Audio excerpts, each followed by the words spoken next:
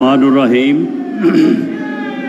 मोज़स अराकीन general council, मैं election की इस कार्रवाई को इन अल्फाज में आपके सामने तईद और मंजूरी के लिए पेश करता हूँ। जी सुने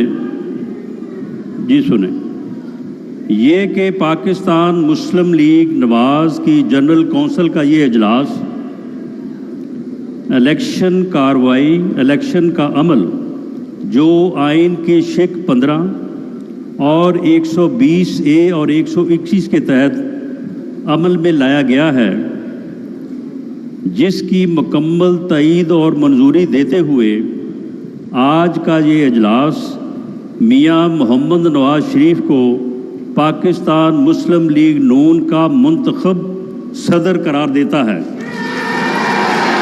जो मेंबरान इस करारदाद के हक़ में हैं वो खड़े होकर अपनी तईद और मंजूरी का इजहार करें। जी बहुत शुक्रिया जी।